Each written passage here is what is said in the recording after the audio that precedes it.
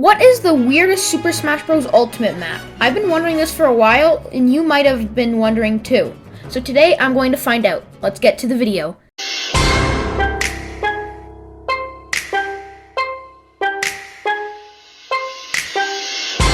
So I'm going to be sorting it by every 2 maps. I'm going to pick which one's the weirdest and do round 1, 2, 3, and so on. Round 1. First up we have Battlefield and Small Battlefield. Obviously they're both normal maps, so I'm going to have to pick Small Battlefield for this one, but Small Battlefield is not going to get anywhere. Next up we have Big Battlefield and Final Destination. Final Destination is kind of weirder with the background and stuff, but it's kind of average at the same time. Next we have Peach's Castle and Congo Jungle. Congo Jungle is weirder with its art style and its background, but Peach's Castle is kind of average. Next we have Hyrule Castle and Super Happy Tree. Super Happy Tree is weirder than Hyrule Castle because it's super colorful and Hyrule Castle is just a castle. When I think of Smash Bros. Ultimate, I think of Hyrule Castle.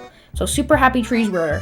Next up we have Dreamland and Saffron City. Saffron City is weirder than Dreamland because this is a classic map, and when I think of Smash Bros. Ultimate, this is the first map that comes to mind. So Saffron City is weirder, but not that weird. Next we have Mushroom Kingdom and Princess Peach's Castle. I know Princess Peach's Castle has bonsai bills coming towards it, but Mushroom Kingdom is weird with its layout and 2D background. Next we have Rainbow Cruise and Congo Falls. I'm gonna have to say Rainbow Cruise is weirder how the entire map moves around, but Congo Falls is kind of like Congo Jungle, except it actually has a 3D art style, so it's not that weird. Next we have Jungle Japes and Great Bay. I would say Great Bay is weirder with the moon, the turtle, and the little building that looks like a Christmas ornament. Next we have Temple and Brinstar. Temple is really average how it's in the sky and it has that rundown castle and stuff, but Brinstar is weird how it's underground. Next we have Yoshi's Island Melee and Yoshi's Story. It's kind of close, but Yoshi's Story is weirder with all the art supplies. Next we have Fountain of Dreams and Green Greens.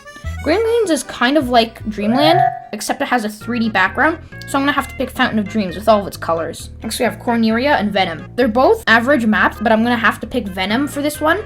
And speaking of Corneria, look at this weird screenshot I got from Corneria. Next we have Pokemon Stadium and Onett. I'm gonna have to say Onett is weirder than Pokemon Stadium because stadiums are for fighting and Smash Bros is fighting, but Onett has...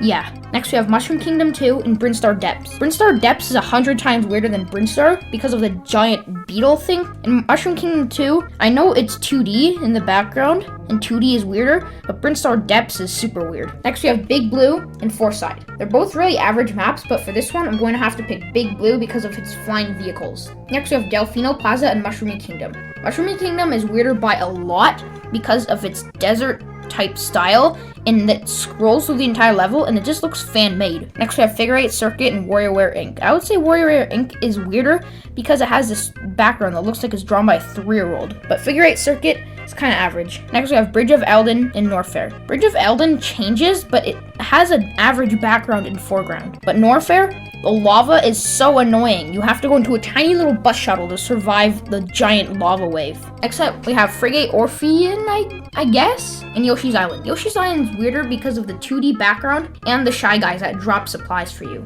Next, we have Halberd and Lilac Cruise. They're both really average, but I'm gonna have to pick Halberd because on the front of the ship, it has Meta Knight's face. Next, we have Pokemon Stadium 2 and Port Town Aerodive. They're both average maps, but Pokemon Stadium 2 is basically a copy and paste of Pokemon Stadium 1, so I'm gonna have to pick Port Town Aerodive. Next, we have Castle Siege and Distant Planet. Distant Planet's weirder than Castle Siege because that's kind of average, but Distant Planet has a bunch of weather and weird things that happen. Next, we have Smashville and New Pork City. They're both kind of similar, I would say in my opinion, but I would say New Pork City is weirder because of its background. Speaking of backgrounds, they probably spent more time on the background than the actual battleground. Next we have Summit and Skyworld. I know Skyworld is from Kid Icarus, but it looks super average, so I'm gonna have to pick Summit. Next we have Shadow Moses Island and Luigi's Mansion. They're both kind of weird, but Shadow Moses Island is weirder with this.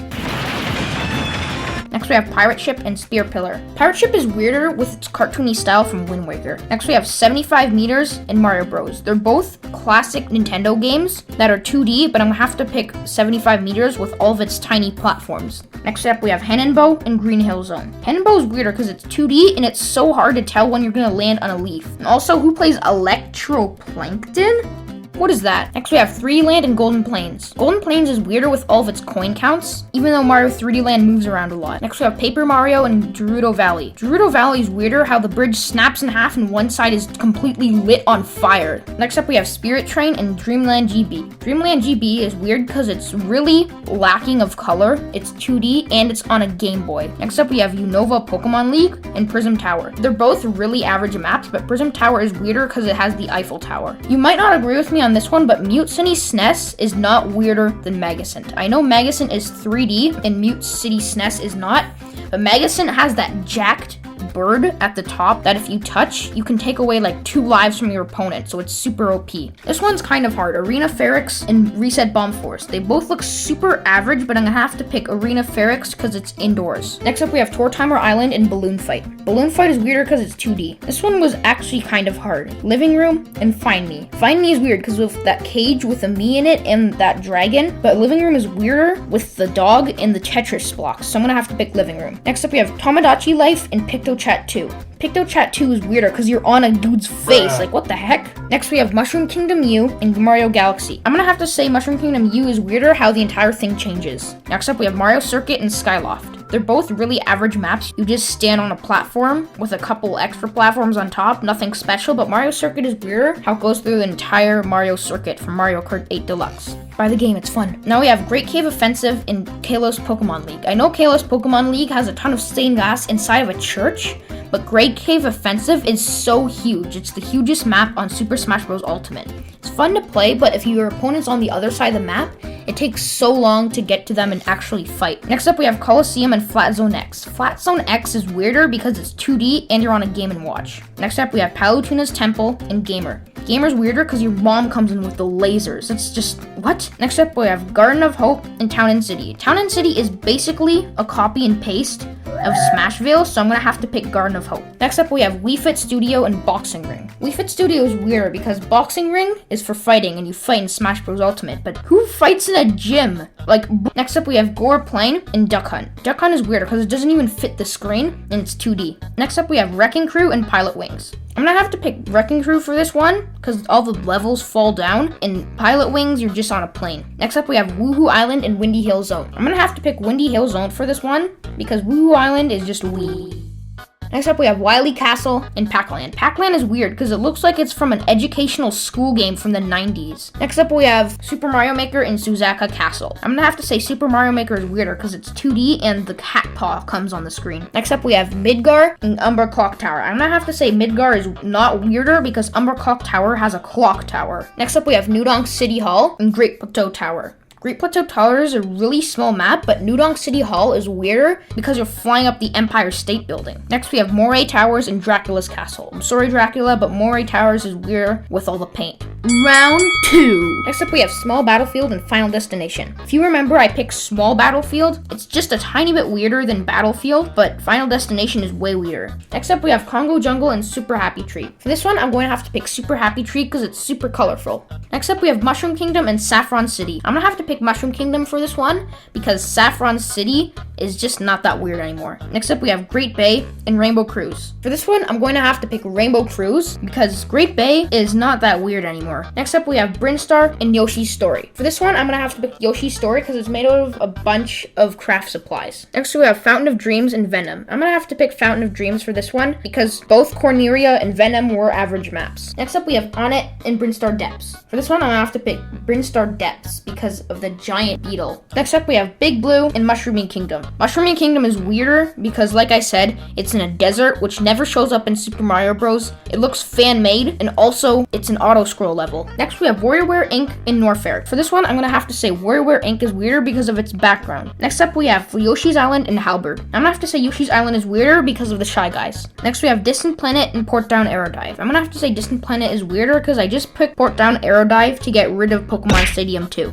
Next, we have Newport City and Summit. I'm gonna have to say Summit is weirder because it slides down the giant waterfall. Next, we have Shadow Moses Island and Pirate Ship. Pirate Ship is weirder because of its cartoony style from Wind Waker. Next we have 75 meters and hand and bow. I'm gonna say hand and bow is weirder because of its background and super annoying leaves. Next up we have Golden Plains and Gerudo Valley. I'm gonna have to say Golden Plains is weirder because of all of its coins, and Gerudo Valley just looks like a Smash map. Next up we have Dreamland GB and Prism Tower. Obviously I'm gonna have to pick Dreamland GB. Next we have Magicant and Arena Pyrrhix. If you remember, I only picked Arena Pyrrhix because I wanted to get rid of Reset Bomb Forest, so I'm gonna have to pick Magicant for this one. Next we have Balloon Fight and Living Room. For this one, I'm gonna have to pick Living Room because of its dog and Tetris blocks. Next up we have PictoChat 2 and Mushroom Kingdom U. Obviously PictoChat 2 is weirder with the giant face. Next we have Mario Circuit and Great Cave Offensive. I'm gonna have to pick Great Cave Offensive for this one because of its massive size. Next up we have Flat Zone X and Gamer. I'm gonna have to pick Gamer for this one because of the giant mom. Next up we have Garden of Hope and Wii Fit Studio. For this one, I'm gonna have to pick Garden of Hope because of its giant crab and the cups that fall from the sky. Next up we have Duck Hunt and Wrecking Crew. For this one, I'm going to have to say Duck Hunt is weirder because it doesn't fit the screen and it's 2D. Next up we have Windy Hill Zone and Pac-Land. For this one, I'm gonna have to pick Pac-Land because of its 2D art style and it looks like it's from an educational game from the 90s.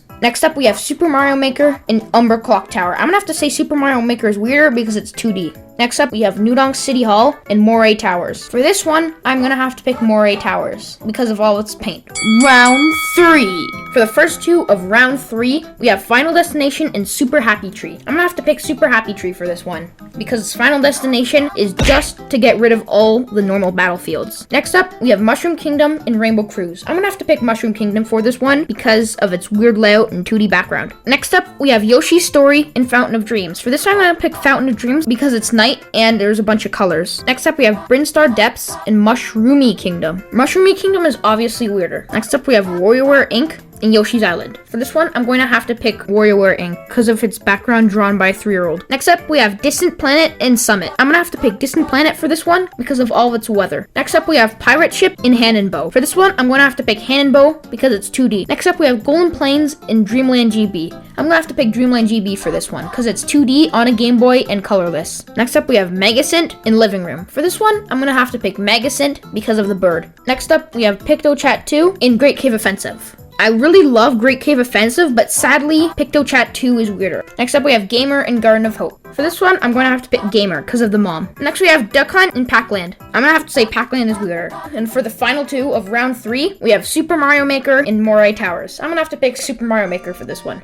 Round 4. Next, we have Super Happy Tree and Mushroom Kingdom. I'm going to have to say Mushroom Kingdom is weirder. Next, we have Fountain of Dreams and Mushroomy Kingdom. Obviously, Mushroomy Kingdom is weirder. Next, we have WarioWare Inc. and Distant Planet. For this one, I'm going to have to say WarioWare Inc. is weirder. Next, we have Hand and Bow and Dreamland GB. Dreamland GB is weirder because it's 2D, colorless, and on a Game Boy. Next, we have Magicant and PictoChat 2. PictoChat 2 is obviously weirder. We're already at the final two of round 4. See how fast it goes? For the final two, we have Gamer and Pac-Land. For this one, I'm going to have to pick Pac-Land. And because Super Mario Maker is an odd number, we're going to have to get rid of it. Sorry. Semi-final round. Now we have Mushroom Kingdom and Mushroomy Kingdom. I think you can guess which one's weirder. Now we have WarioWare Inc. and Dreamland GB. I'm going to have to pick Dreamland GB for this one. And we have PictoChat 2 and Pac-Land. I'm going to have to pick PictoChat 2 for this one. Final round. And we have 3 to end up with. So, for third place goes to Dreamland GB.